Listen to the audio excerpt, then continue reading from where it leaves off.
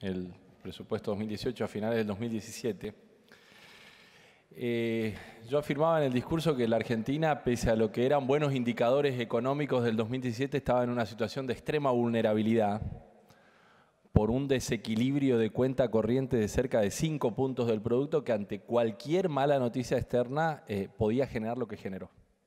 Eso lo afirmamos en el discurso en el que fundamentamos el voto en contra del presupuesto 2018, es decir, un enorme faltante de dólares que ante la posibilidad de suba de tasa de interés o cualquier problema de credibilidad interna iba a llevar a la enorme corrida cambiaria con duplicación del tipo de cambio que ocurrió en los últimos meses.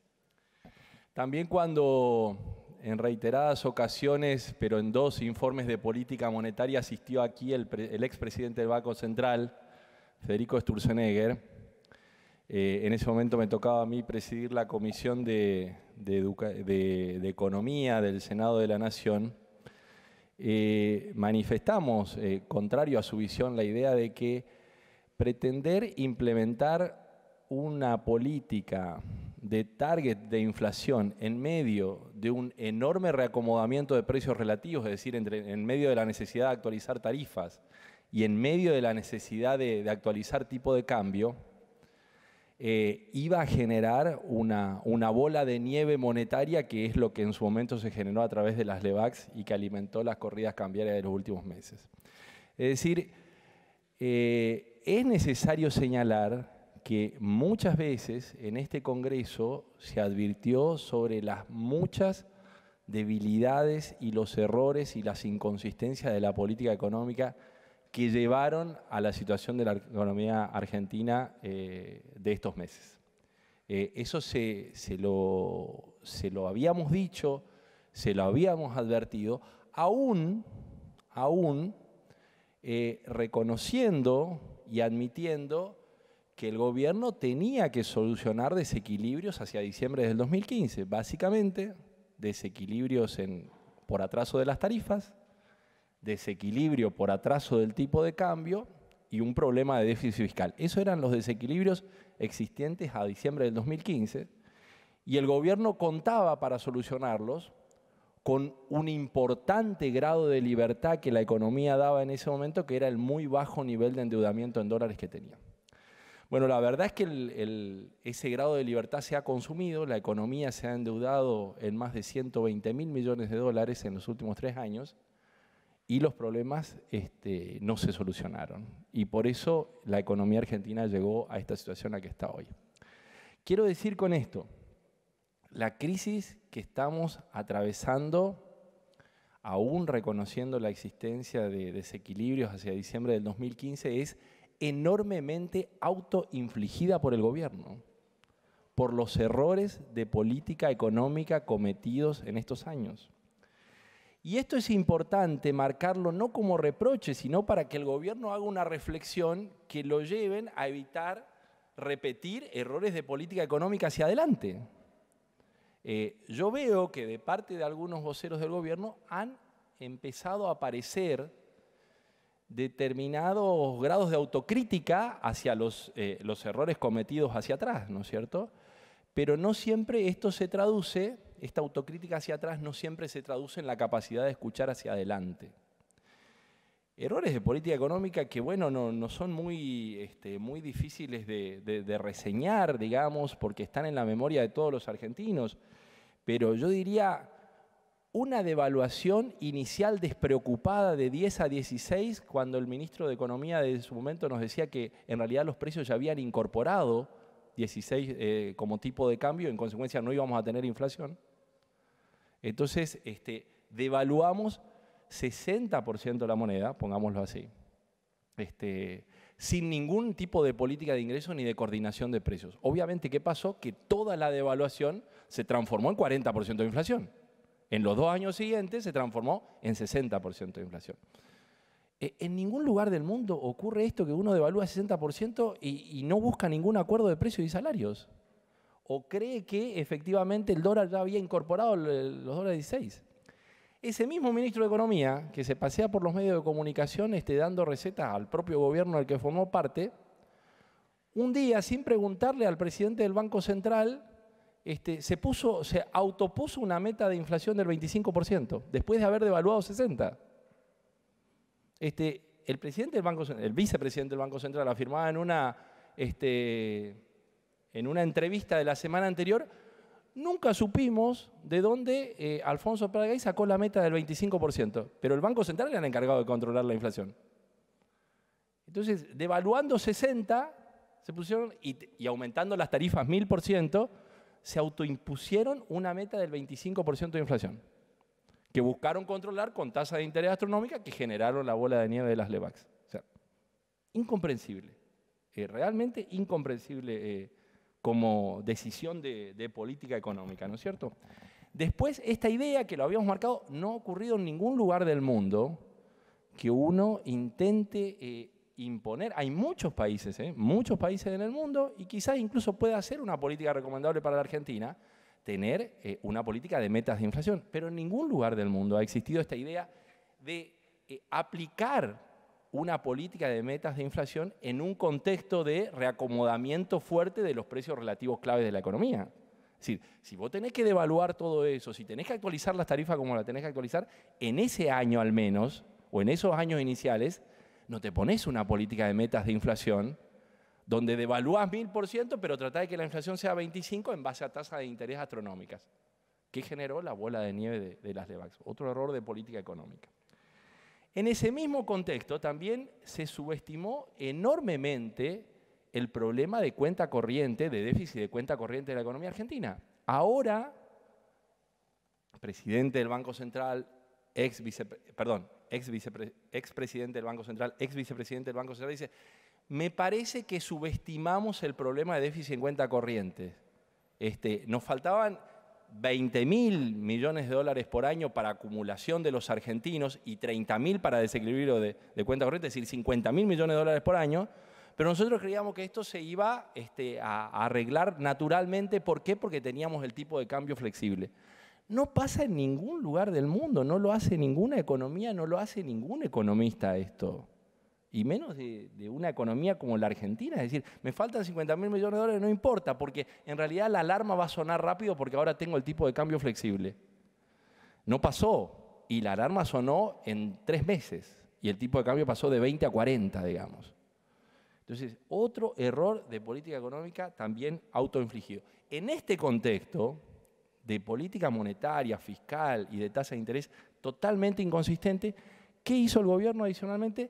Desreguló de manera total la cuenta capital. Es decir, en este contexto permitió el ingreso y salida libre de dólares sin ningún tipo de restricciones.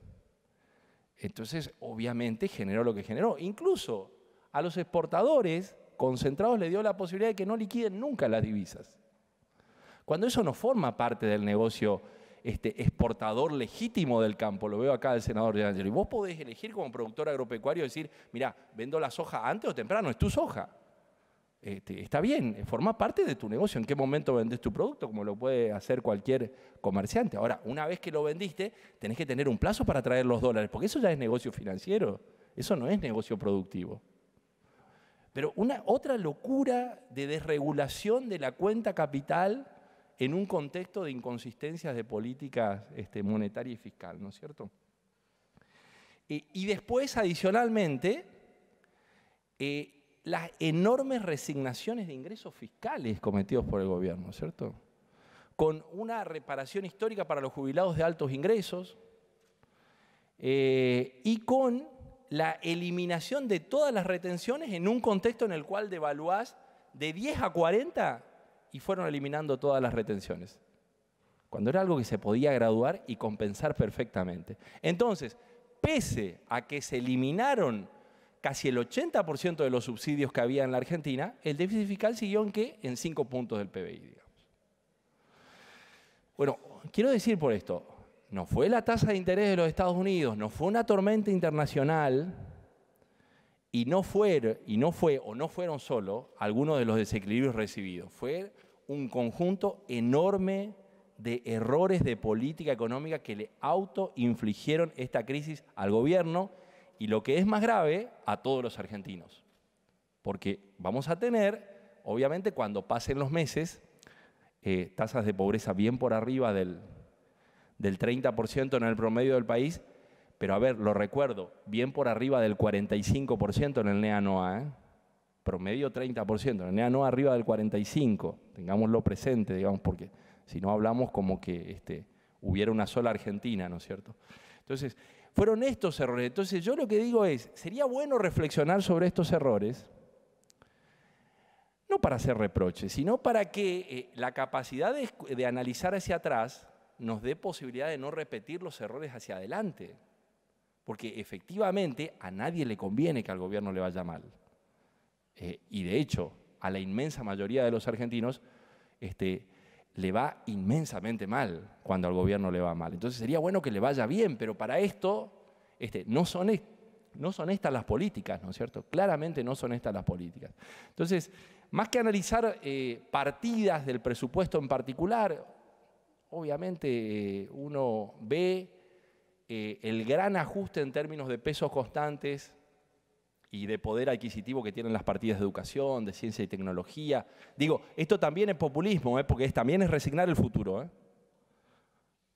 Si populismo es resignar el futuro, cuando uno ajusta en términos reales la educación, la ciencia y la tecnología, también está resignando el futuro. Entonces, tengamos cuenta de esto, digamos, pero más allá de hablar de partidas en particular, yo quisiera marcar dos cosas que me parecen preocupantes de este presupuesto y sobre las que creo que sería bueno que el gobierno y como dirigencia política global reflexionemos hacia adelante. Primero, otra vez, la costumbre, digamos, ya arraigada de tratar al país como si fuera un punto unidimensional y no un territorio extendido, ¿no es cierto?, con enormes heterogeneidades regionales. Es decir, ¿realmente vamos a cortar el 100% de la soja en torno al, del Fondo Federal Solidario, el 100% en torno al puerto lo vamos a cortar y también lo vamos a cortar el 100% en el NEA y en el NOA con los faltantes de infraestructura social que hay? ¿No se puede graduar esto a lo largo del territorio? El subsidio al boleto de transporte urbano lo vamos a eliminar acá en la capital y lo vamos a eliminar también en el NEA-NOA. A 1000 kilómetros del puerto, usted tiene hoy, por ejemplo, en Resistencia, en nuestra capital, en la capital del Chaco, pero debe pasar lo mismo en otras provincias del norte, a todos los colectivos con una calcomanía que dice, desde el 1 de enero el boleto pasa de 13 a 40 pesos. Porque las provincias no van a poder asumir esto. Hay que tener claro que las provincias del norte del país no van a poder asumir los boletos al transporte urbano. Entonces, probablemente, como dicen los colectivos, nos vayamos de 13 a 40 pesos. Entonces, ¿lo vas a cortar igual acá? Es decir, vamos a cortar acá en la capital y vamos a cortar 100% también en el NEA-NOA. Y los subsidios a la tarifa social de energía, ¿la vamos a bajar 100% acá y 100% en el NEA-NOA también? Es un delirio, realmente. Considerar al país, tratar al país de esta manera es un delirio. Las mismas políticas homogéneas en un país tan heterogéneo realmente es un delirio antifederal que yo creo que este Senado debería poder expresar con toda su fuerza, ¿no es cierto? Entonces digo, esta primera concepción me parece muy preocupante, recortes homogéneos a lo largo de todo el territorio, con independencia de lo que es la realidad del país. Y lo segundo es que en este presupuesto se mantiene lo que ya había pasado en los años previos, una visión absolutamente ingenua de la globalización por parte del gobierno, ¿no? En los años iniciales era, bueno, vamos a generar un shock de confianza por la figura seguramente del presidente Macri y entonces van a llover las inversiones. No funciona así el mundo. Y ahora es el equivalente pero cambiado, es decir, vamos a lograr el equilibrio fiscal y en consecuencia a partir de eso van a llover las inversiones a la economía argentina. No es así. La economía argentina tiene desde hace décadas un faltante clave, que es el faltante de una política industrial exportadora. Gastamos mucho más dólares de los que tenemos la capacidad de conseguir. Y en este presupuesto, como en todos los anteriores, y hace muchas décadas en Argentina, no hay estrategia industrial exportadora. ¿Qué quiere decir estrategia industrial exportadora? Que uno tome a cada una de las cadenas de valor que hay en el territorio, que hay en las regiones de la Argentina, y diga, bueno, a ver, ¿cómo te ayudamos a esta cadena de valor a que incorpore tecnología? ¿Cómo la ayudamos a exportar? ¿Cómo la ayudamos a capacitar a la mano de obra? Eso es tener una estrategia de desarrollo. Y eso tiene que estar centrado en ¿qué? En producir bienes transables, porque a la economía argentina lo que le falta son dólares. Si seguimos gastando mucho más dólares de lo que tenemos la capacidad de conseguir, obviamente que nuestra moneda va a ir perdiendo valor y con eso nuestros salarios. Es inevitable. Pero ¿hace cuánto que no hablamos de una estrategia exportadora de la Argentina? ¿Y en qué medida este presupuesto incluye una estrategia exportadora? Entonces, tenemos visiones absolutamente ingenuas de la globalización. Creyendo porque nos portamos bien, van a llover dólares o van a llover inversiones. Miren, yo quise decir una cosa, cuando fuimos al Fondo Monetario, el tipo de cambio estaba a 22. Hoy está, después de la sequía monetaria, llegó hasta 40. O sea, que no es un acuerdo con el Fondo Monetario lo que nos va a dar credibilidad, ¿eh? No es el acuerdo con el Fondo Monetario lo que nos va a dar credibilidad. Porque cuando recurrimos al fondo, el dólar estaba a 22 y llegó a 42. No es eso lo que da credibilidad a una economía. Hay que tenerlo claro. La economía argentina necesita una estrategia industrial exportadora. Y cuando digo industrial en el sentido moderno, sobre todas las cadenas de valor, empezando obviamente por los recursos naturales y empezando por el sector clave que tiene la economía argentina, que es el sector agrícola, ¿no es cierto? O sea, estas dos concepciones reiteradamente equivocadas del presupuesto, tratar al país como si fuera un punto sin dimensión y homogeneizar políticas en un país tan desigual y carecer nuevamente de una estrategia de desarrollo por tener una visión ingenua de la globalización, están presentes hoy y sería bueno que el gobierno en algún momento las escuche para remediarlas hacia adelante. Este o cualquier otro gobierno para remediarlas hacia adelante. Porque sin este tipo de cosas, la Argentina ni va a ser más inclusiva en lo social, ni va a ser más productiva en lo económico, ¿no es cierto? Entonces, yo digo que lamentablemente sería bueno que el país tenga un presupuesto, porque esto le daría previsibilidad, pero es imposible avalar políticamente este presupuesto. Por lo menos así lo veo yo, ¿no es cierto? Y así lo hemos expresado y así lo vamos a expresar con nuestro voto. Digo que ojalá en algún momento podamos votar un presupuesto que exprese un programa de desarrollo de la Argentina y no ni una explosión efímera de redistribución del ingreso, ni un reiterado e insensible ajuste fiscal, sino un presupuesto que refleje un acuerdo básico, un acuerdo de las fuerzas parlamentarias de la Argentina sobre los temas básicos y no un intento de ofrenda a los mercados y a los organismos internacionales para comprar credibilidad que solamente vamos a comprar cuando la economía argentina tenga un programa para volverse más productiva. Muchísimas gracias, presidente.